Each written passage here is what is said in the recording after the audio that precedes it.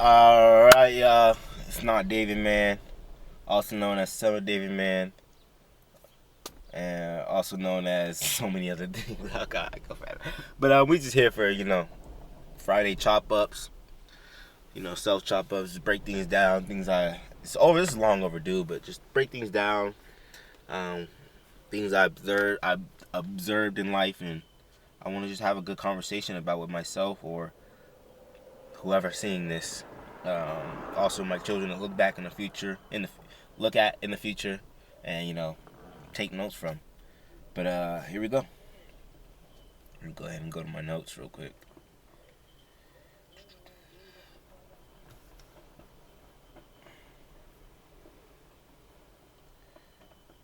Okay. All right. So first thing first, I want to talk about that was on my list of things to talk about were studying old people daily habits. That's one thing I really want to lock in and do. I want to study old people's daily habits. I want to pay attention to old people more often and just more in general and really just see what they do. You know what I'm saying? Because if you really do pay attention to old people, what are they doing? They're always up. They're usually the people first up early in the morning and going on their couple walks or walking their little dog that's not going to defend them from anything. But they're just up. They're up early. They're early to rise and they're early to bed. So like they're doing what all like the successful people do, but like what that's like already kind of too late. They're old now. So if I could apply those wonderful habits that you would do as an old person now, because you're just shit, you're old.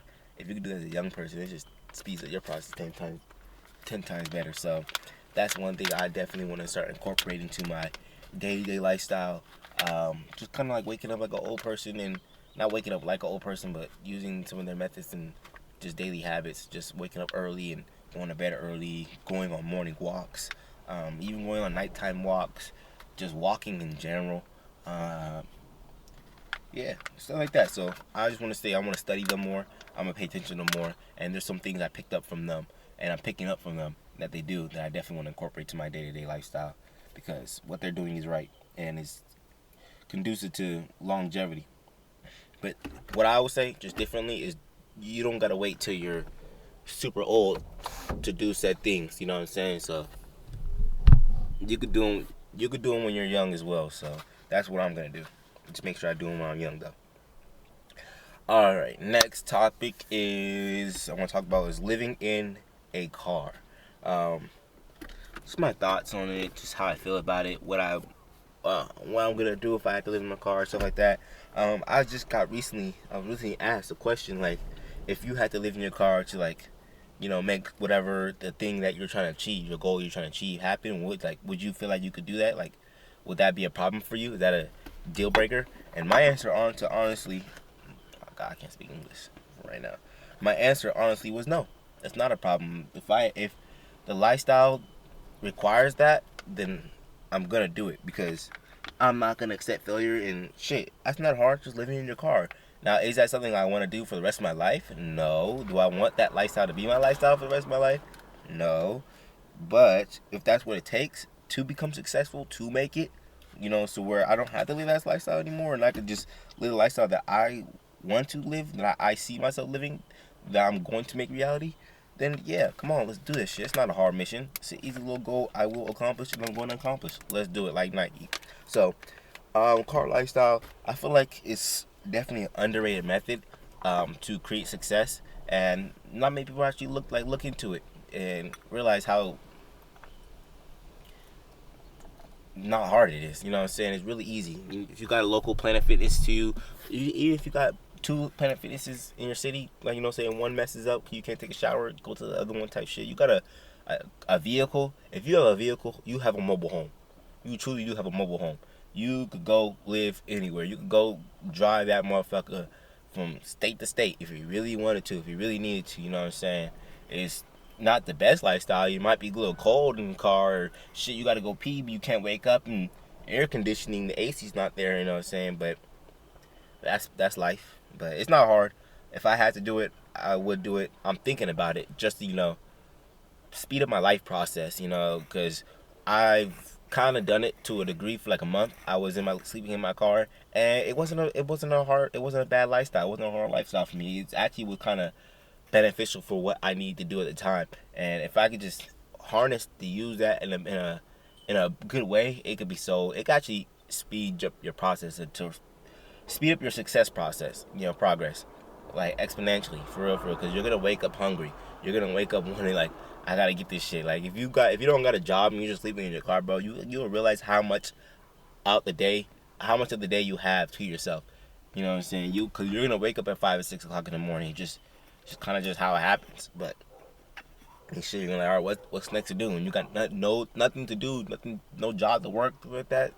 You're unemployed right now at the moment, bro. You really have the world's your oyster. You could do anything, bro. Success is one step away. It's just a grab away, bro. So that's one thing. Leaving your car. If I had to do it, I would do it. I'm thinking about doing it. I'm thinking about actually going out to Vegas and sleeping in my car for a little bit, just to go network with people in the fighting industry and things that nature, train, do what I gotta do to be successful, because that's what it takes. And shit, that's what it takes. I don't mind it. I'm all here for it. So, yeah, living in the car. Another thing, next topic, another thing I just want to touch up on and talk about is who's your therapist, man? Like, who's your therapist? We all, I mean, if you're a human, you know what I'm saying? Like, we as much, some people need it more than others, but we all yearn for communication and, yeah, and just congregation within each other, within human beings. So, with that being said, with that being said, like, you gotta just understand that you're gonna want somebody to talk to. You're gonna want some form of a therapist. To vent to and just brainstorm your ideas and whatever it is that you want to have a conversation about.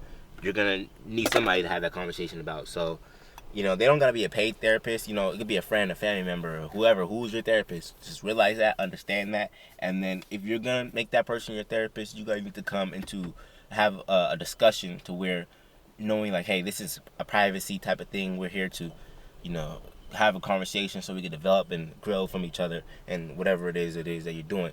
But just understand who's your therapist. I feel like that's an important thing. I feel like we talk to a lot of people, but don't realize that that's our kind of like our therapist to a high degree. We all have a therapist. It's just realizing who's your therapist.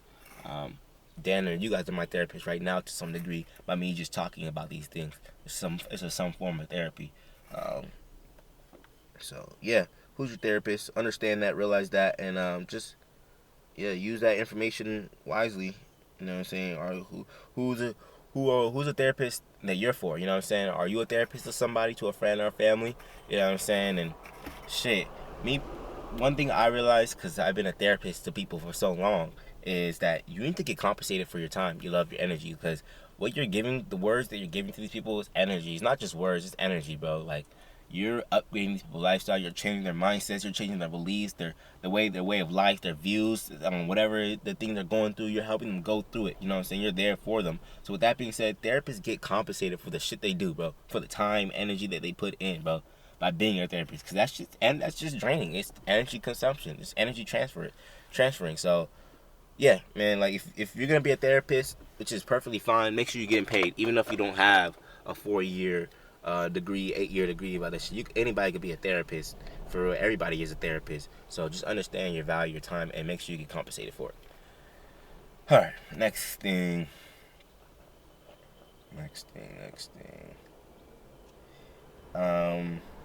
All stars and all star tier list. I'm gonna have to kind of start blowing through these because I feel like this camera's gonna die fast. But whatever. All stars and all star tier list. You know what I'm saying? Not everybody's an all-star. First of all, that's one thing I gotta say. And when you're doing these human interactions, networking, and things of that nature, they kind of point out. They're kind of, the all-stars will kind of like they'll show. You'll see them. You can't. They're unavoidable. They're gonna pop up. And you're gonna see them. But they're rare though. They are rare to come across. But once you do come across them, you gotta make sure you take advantage of it and find a way to sell them to be part of your team, and understand that there are levels to all stars. You know what I'm saying? There's like, you gotta make it to the all star category. There's like grades to characters. You know what I'm saying? There's a C class, B class, A class. A class is all star. You finally made it to level A. You're all star. But then there's like A, like A minus, or A minus, A, and an A plus. You know what I'm saying? And then the S tier. Like, so there's levels to the All Star. You could rank up your All Star. You could be an All Star, but then become an even greater All Star by obtaining assets and being more useful and valuable. All so many factors that factor into it. And you just gotta do your homework on how to detect the All Stars and the levels of All Stars that you're dealing with, and all that good stuff. But just understanding that, just want to talk about it. Like, basically, there's All Stars around the world, and that's what you need to do if you want to be successful in damn near anything. You could do it alone, but it will take longer. It will be more work. It's just why, and sometimes you might have to for the situation, environment, and time that you're in. You know what I'm saying? But if you can find an All Star, lock your All Stars down and build your team. It's really about building your team, man. If you could build a team, it just speeds up everything so much more. So try to become an All Star. Be an All Star. Find your All Stars. Build your team or your All Star team, and do it as soon as you can. Understand that there's levels to this of All Stars, and understand what role the All Stars that you have in your team need to play, and what level they're in, and what level you're in and or at as well. So All Stars, All Stars, All Stars. Two things I feel like we could talk about more, and then we could call it a day, and I'll say the next things I want to talk about for the next chop ups. But one thing, let's go. Everyone's partner needs to be a spy. Love that. I feel like, and I definitely want to do a one-on-one or a group podcast about this certain topic right here. Everyone's partner needs to be a spy, and what I mean by that is, like, say like you were an important person in life. You're a politician, or a revolutionary, or revolutionist, or whatever the vocabulary word they give you, and the enemy wanted to 48 laws of power shit, art of war. They talk about this shit. What I'm saying? They send you're a king, right? And you have a kingdom, and the opposite king from the other side of the world is you're having battles with and shit. He wants to distract you, so he's gonna send you a woman that's just cultivated just for you. You know what I'm saying? To seduce you and get you out of your mind, out of the state of trying to conquer, and just relax and just enjoy this wonderful creature. So I feel like, if that's a spy, but she's a spy for the other king to help infiltrate and make sure you're not at your peak. But if we could transfer that into another way, it could be so beneficial, man. It could make the world be a better place. If you had a person that was cultivated just for you, oh my gosh, so you have your own spy, but for the benefit, not to actually just deter you and break you from, or distract you from whatever goal that you need to achieve, but actually helping you achieve whatever goal you need to achieve, but has the attributes of a spy.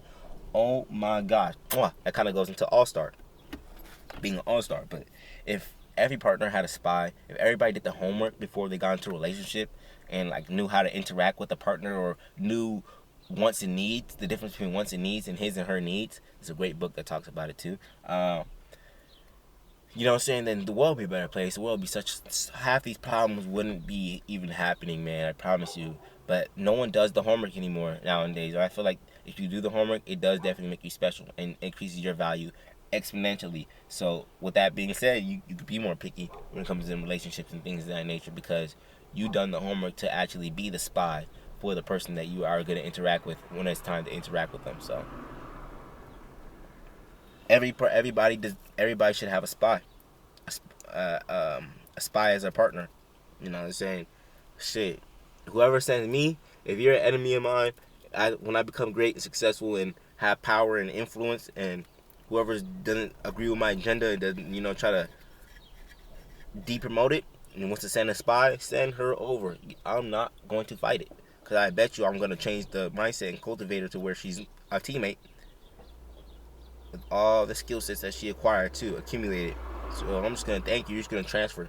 You're gonna go send over a spy, but I'm gonna actually hire her and make her a double agent. So yeah, man, everybody needs a spy. This is wonderful chop ups. We're definitely gonna do these more often.